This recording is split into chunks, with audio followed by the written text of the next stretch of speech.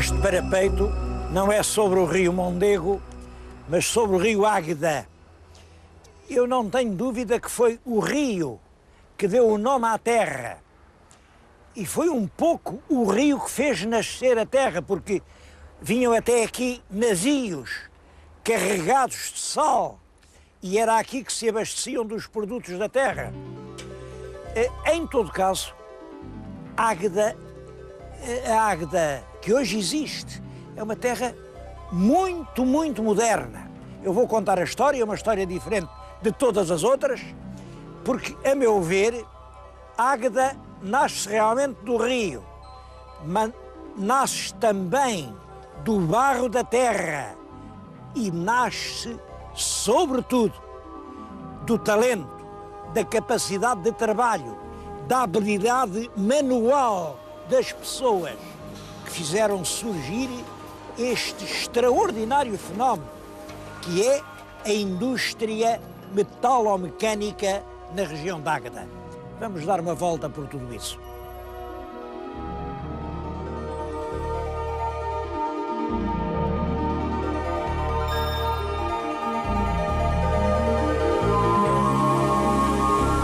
Os senhores telespectadores sabem qual é o objetivo deste programa.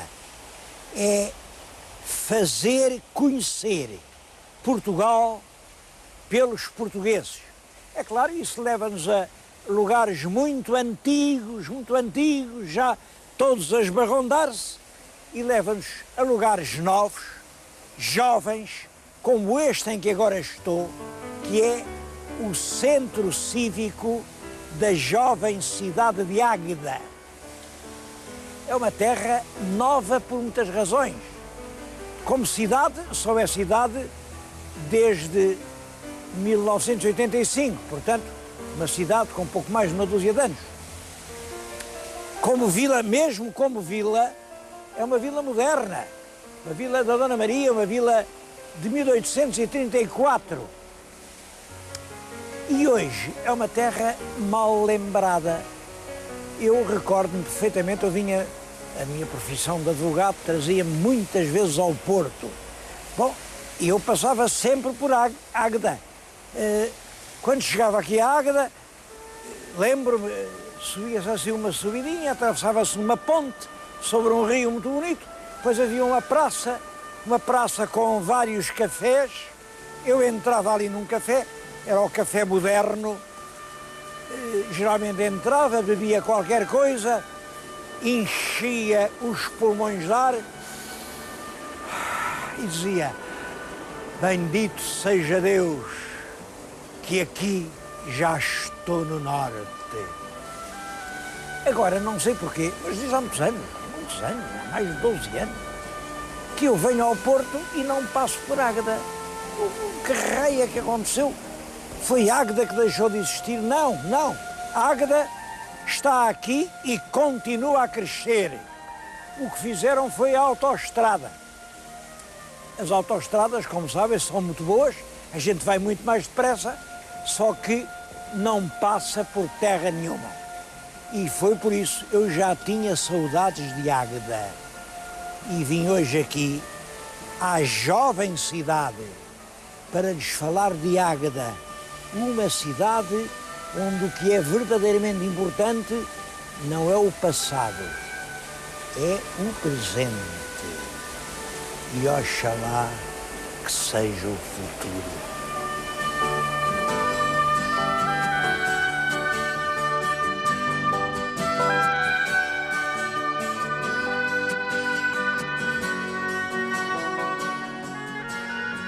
Águeda, como terra nova que é claro que não possui monumentos muito antigos. Mas na região não faltam coisas notáveis. O mais antigo monumento histórico, que aliás está classificado como monumento nacional, é a Igreja da Trofa, a Trofa do Voga. Estou-lhes a falar precisamente na Igreja da Trofa. Tem aqui altares de talha barroca, preciosos, são do melhor que existe em Portugal. Olhem para aquele pormenor, Aquilo é realmente maravilhoso. Mas o que faz a celebridade da Igreja da Trofa é este panteão, chama-lhe o Panteão dos Lemos. O Panteão dos Lemos é aqui na Capela Mor, um fidalgo, Duarte Lemos, mandou fazer uma sepultura para ele, vemos-lo aqui, está de joelhos, está a orar, é uma belíssima escultura sepulcral, está armado aqui de guerreiro. E à volta, a toda a volta, estão arcos com os restos do pai, da mãe, de um avô. É realmente, como dizem, o Panteão dos Lemos. Este Lemos era um homem notável, era muito arrogante, era considerado o homem mais soberbo e arrogante do seu tempo. Ele fez frente ao Afonso de Albuquerque, quando o nosso grande Afonso de Albuquerque decidiu ir conquistar Goa, ele fez-lhe frente e disse: eu não vou, é um erro, conquistar Goa é um erro. Bom, o problema era este. Os primeiros portugueses a chegarem à Índia julgavam que podiam dominar o comércio oriental só com os navios. Aquilo era, no fundo, um império marítimo. Nós andávamos nos navios por aqueles portos e controlávamos o movimento comercial. Quando chegou o Afonso de Albuquerque entendeu que não, que isso não era bastante. Tínhamos que ter em terra fortalezas onde nos apoiássemos. E era com guarnições em terra, com canhões, com torres, com fortalezas, que a gente ia dominar a Ásia. Era um projeto ambicioso, grandioso, sem dúvida, mas não faltava razão aos que, como este homem, diziam: como é que um país tão pequeno vai ter forças para dominar um continente tão grande? De qualquer maneira, ele esteve lá, revoltou-se, veio-se embora e veio para aqui. Ele deve ter ganho muito dinheiro, porque ganhou dinheiro para fazer esta bela capela. Os Lemos depois deixaram muito solto na história. Olhem, o neto dele fez face ao Filipe de Espanha. E quando Portugal cai sob o domínio da monarquia espanhola, ele foi até ao fim pelo pretendente português, Dom António, prior do Crato, e por isso o governador espanhol, que era o cardeal Alberto, mandou-o meter na cadeia e condenou-o à morte, condenou-o a morrer degolado.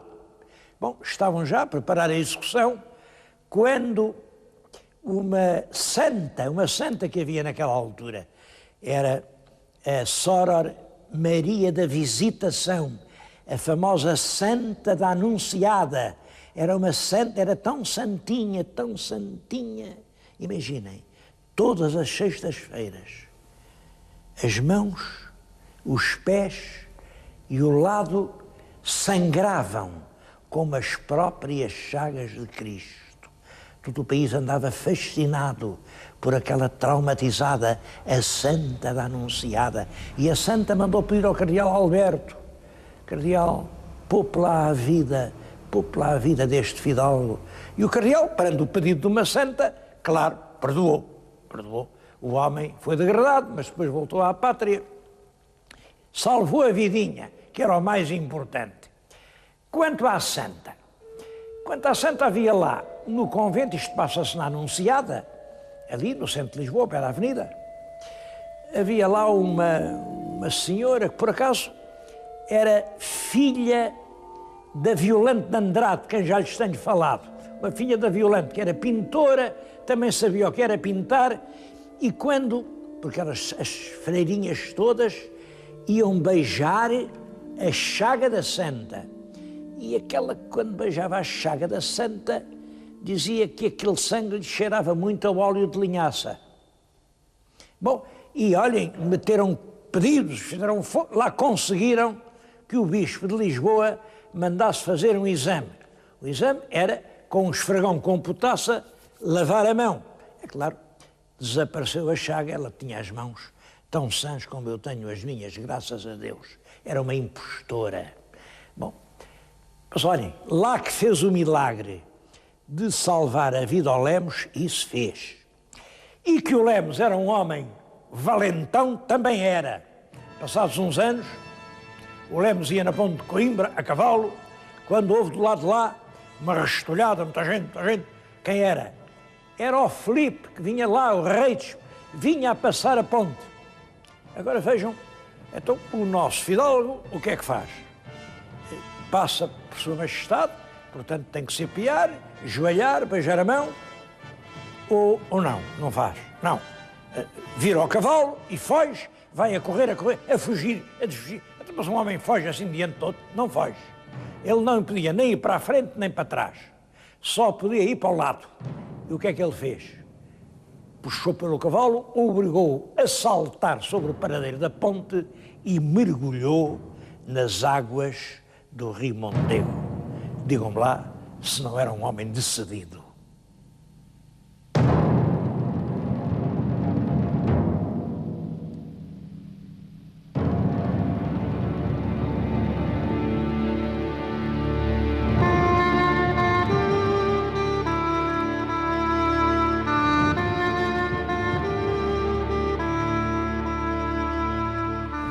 Eu estou a falar-lhes aqui junto da pedra com o antigo brasão de Águeda.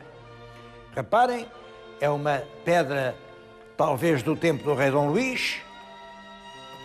Enfim, tem aqui o manto e aqui representavam o que eles entendiam ser as armas de Águeda, é as 5 quinas de Portugal e 2 pinheiros. Eu suponho que são pinheiros, 2 grandes árvores que representam aqui a mancha florestal. E por baixo, isto é que é engraçado, isto. A Romanis Eminium. Isto quer dizer, não está aqui, reparem, não está a palavra Águeda. Está no tempo dos romanos, chamava-se Emínio. Era um orgulho aqui dos eruditos locais. Águeda, no tempo dos romanos, era a importante cidade de Emínio. E puseram isso aqui no seu brasão. Este brasão que estava na antiga Câmara Municipal, estão a ver o que era a antiga Câmara Municipal, ela foi demolida para fazer esta que é a moderna. O que aconteceu a certa altura foi que em Coimbra encontraram uma lápide que demonstrava, sem qualquer margem para dúvidas, que a antiga cidade romana de Emínio tinha sido em Coimbra. A cidade chamava-se Emínio, depois mudou para lá o bispo de Conímbriga. As pessoas, quando iam despachar algum assunto com o bispo de Conímbriga em Emínio, diziam que iam a Conímbriga e assim Emínio passou a dizer-se Coimbra. Hoje não há dúvida nenhuma a esse respeito. Portanto, aqui a nossa Águeda teve que pôr de parte o seu orgulho genealógico. Não tem nada a ver com Emínio. Águeda não pode orgulhar-se do passado, só pode orgulhar-se do presente. Bom, olhem, lá retiraram a pedra e então arranjaram um outro brasão. Também tem graça essa história dos brasões, porque o brasão que pediram para Lisboa à Comissão de Heráldica da Associação dos Arqueólogos, e os arqueólogos lá em Lisboa disseram, bom, isto é terra de bom vinho, puseram aqui 4 cachos de uva, é terra de boa madeira, puseram aqui umas árvores, é terra onde passa o rio Águeda, puseram aqui as ondas de um rio, e está feito o rio, as árvores e a vinha. Pronto, e tudo isto é a Vila de Águeda.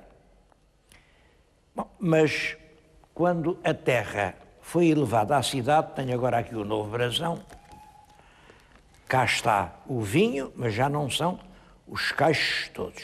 Entre os cachos de uvas está uma roda que representa a indústria. Portanto, o vinho, a indústria, as árvores antigas e as ondas do rio Águeda. É o que se chama um brasão reciclado. Eu suponho que é um caso pouco frequente, esta coisa dos brasões irem mudando com o tempo, porque agora é uma roda, o que será amanhã. Francamente, penso que os brasões devem ser intemporais. Mas é verdade que hoje o que marca esta cidade, além do seu rio, é a riqueza florestal, é o vinho, mas é, sobretudo, uma indústria cada vez mais ativa.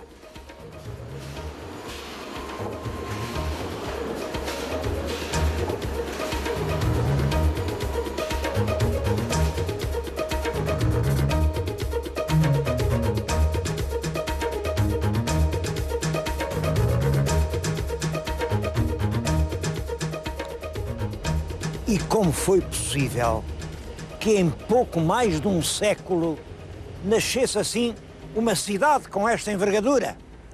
Bom, é claro, há muitas hipóteses, eu vou dizer a minha. Águeda está implantada numa região de barros, muito rica de barro. Quando começa o desenvolvimento urbano, nos princípios do século XIX, instalam-se, onde há barro, grandes unidades cerâmicas. Estou-lhes a falar numa fábrica de cerâmica, uma. Perguntei quantos tijolos destes fazem aqui por ano. Disseram, olha, mais ou menos 1 milhão por mês, portanto 12 milhões por ano. Mas aqui na região não somos só nós. Há mais 30. Ora, 30 fábricas a fazer 12 milhões por ano dão 360 milhões de tijolos.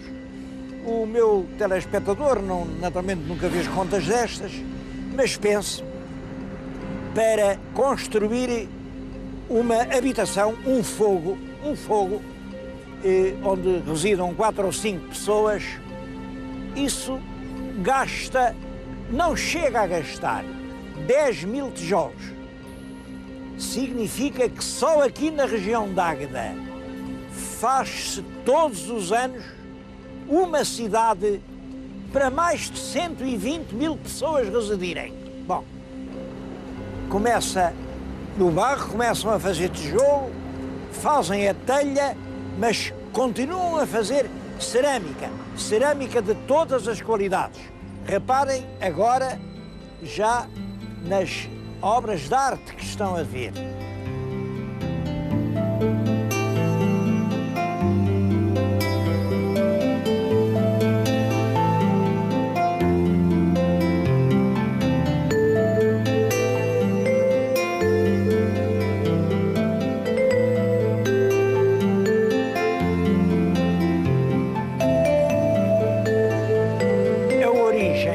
Estas grandes fábricas cerâmicas foram pequenas olarias, onde se fazia a louça de barro, peças humildes.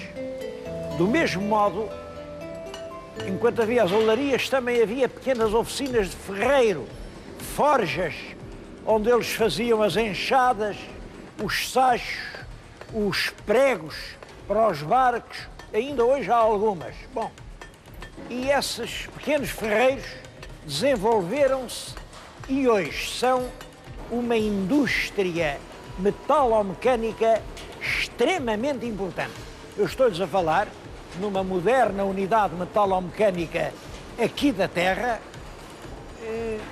É claro, não são todas como esta, mas fábricas de metalurgia há aqui no concelho perto de 300, faturam todos os anos 20 milhões de contos e mais de 30% é lá para fora. Fazem-se aqui ferragens para muitos países do mundo, para a América, para a Inglaterra, para a Espanha. Tenho aqui uma peça que acho bonita. Isto é um batente de porta. Quando se vai à Inglaterra, em Londres, em Downing Street, toda a gente tem na porta um batente assim. O que poucos sabem é que foram feitos em Águeda.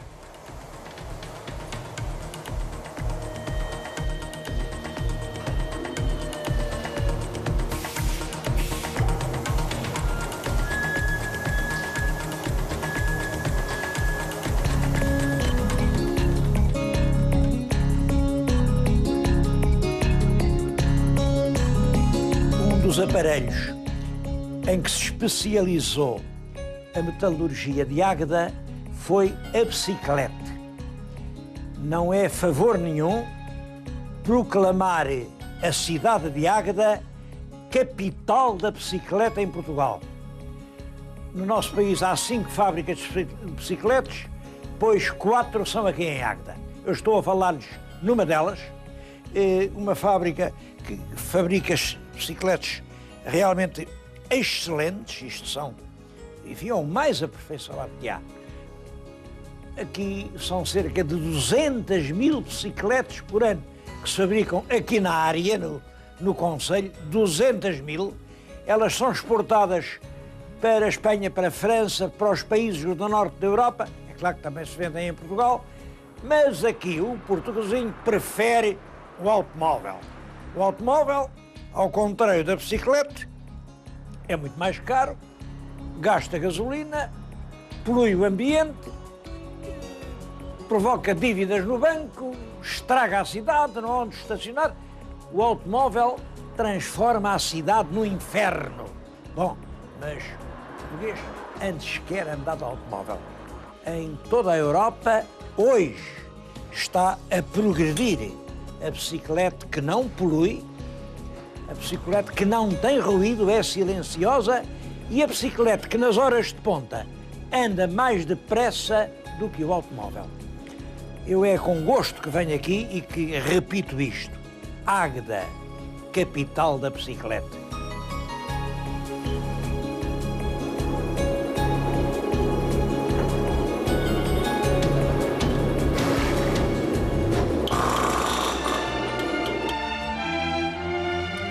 Aqui esta região do Baixo Voga foi sempre um local de passagem entre o norte e o sul. E como era lugar de passagem, era um lugar de hospitalidade, um lugar de albergaria, um lugar de dar de comer a quem passa. E acho que é daí que vem a tradição de uma excelente comida que aqui se serve. É famoso o leitão aqui de Águeda. Até há partidos, há quem ache lá de baixo o da Mialhada que é melhor, há quem pense que aqui o de Águeda é mais saboroso. Eu não tomo partido, conheço os dois, mas o meu prezado telespectador venha aqui, prove um e prove outro e depois julgue por si. Só as decisões que nós tomamos de acordo com a nossa própria cabeça têm valor. Venha cá, prove o leitão e julgue por si.